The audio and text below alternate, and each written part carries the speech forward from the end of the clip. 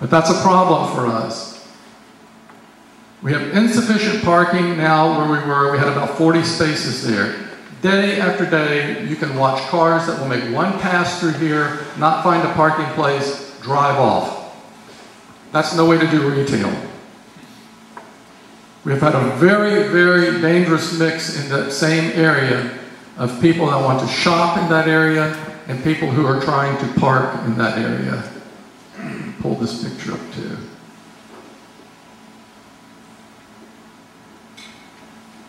Whoops. I'm going to move on in the sake of time. There was a lot of traffic and people in that picture. So the solution, we are going to expand our current home store by 13,000 feet. That's going to be retail heated area that we're going to expand. The existing parking lot will be closed in. Our administrative offices are moving, and I will show you that in a moment. The showroom will be completely renovated. We will be adding 130 parking spaces, and we're expecting our gross sales by 2014 to reach $3 million a year. Now, as one board member said to me, that's a lot of junk. That's a lot of inventory. The new entrance to our home store, this will pull up here in a moment. What we're doing here, we're getting a Mac computer to look at a word program here. Well, that's not it, I'm sorry. I'd like to show you this new entrance to the home store there.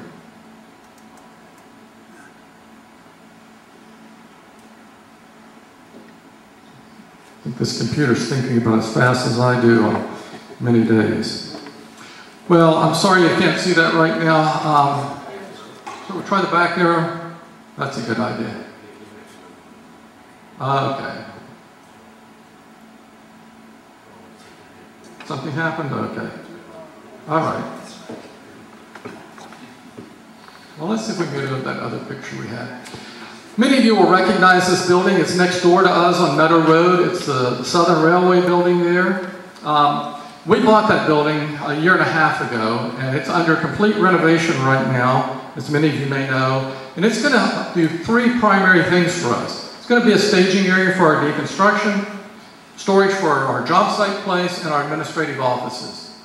And so this is one area of about 5,000 square feet where the deconstruction folks will be, and our job site will be able to prefab walls and do work.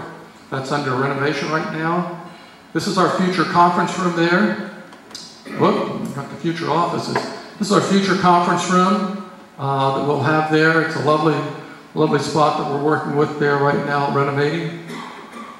Believe me, the railroad knew how to build buildings. The same roof trusses there are the same trusses that were holding up all those trestle bridges out of Abington on the Virginia Creeper Trail that I've ridden before. I'll tell you, it's beautiful.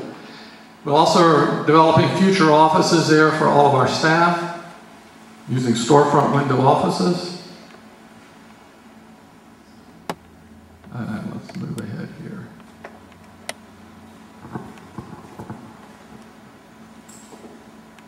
Maybe we're just going to stay in the offices for a little bit. The other thing I mentioned earlier was the other sustainable income source was homeowner mortgage payments. This is a picture of one of our houses. Let me just give you a bit of a number thing here for a moment. This house right here will sell to a family. This is a 4-bedroom house for around $100,000. Because we do not charge interest on the mortgage, their mortgage payments with taxes and insurance will be around $480 a month for this house. The other kicker, though, is that this house appraised for $170,000. So we do not want a family moving into this house, paying $100,000 for $170,000 value and flipping it. What we do at the time of closing, we have the house appraised. We set up a first mortgage for the payback to Habitat and a second mortgage for the difference between the fair market value and what they're paying back. On a 30-year note, 360 mortgage payments that they will pay. Every time the family pays on their first mortgage, we will forgive 1/360th of that second note. At any time, if they sell or default, both notes are due and payable. So we have equity protection, and the homeowner is building equity at the same time. I want to remind you of that note again. Every 100 homes is $400,000 more a year. So those are our sustainable funding sources: the home store, deconstruction, and the mortgage payments. I mentioned that the board said we need to buy land. It's used up quickly with 17 houses a year. We have moved ahead with land banking, and I want to show you a few of the future building sites. 2 sites in West Asheville have been purchased. 1 site in West Asheville is being explored, and we will finalize that. And we will close on a property in Swannanoa in July. Just to give you, I think we can pull up a few pictures. This is one in West Asheville that is under development, that we're putting the infrastructure in right now. See if we can move this ahead here.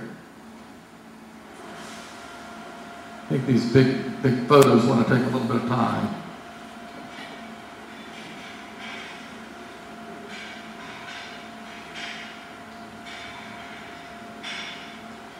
This is another one called Johnston Boulevard. This is an aerial of that. We'll put 25 houses in this particular place.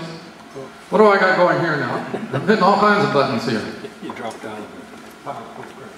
Dropped out. Well, let me.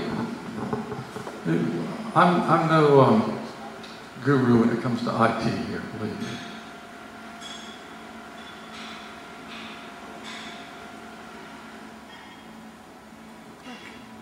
There we go, building away home.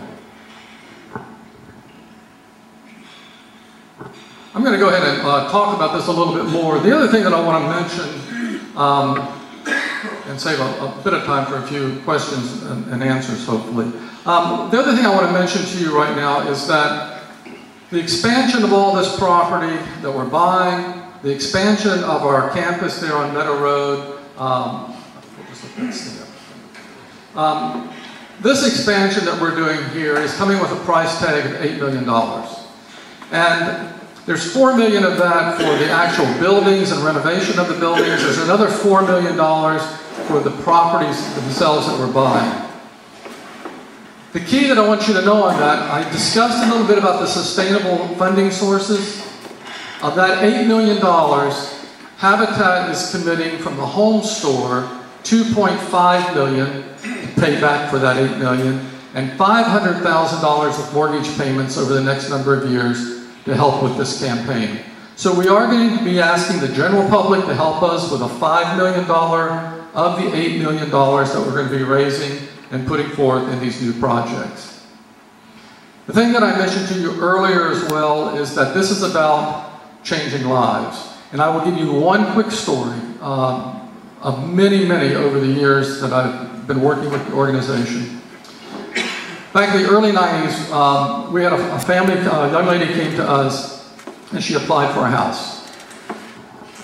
And she told us a story that she had spoken to her mom about a week before, and her mother had said to her, "What's going on and how are things going?" Her response to her mom was, "Mom, if my life was a light switch, right now I would turn it off."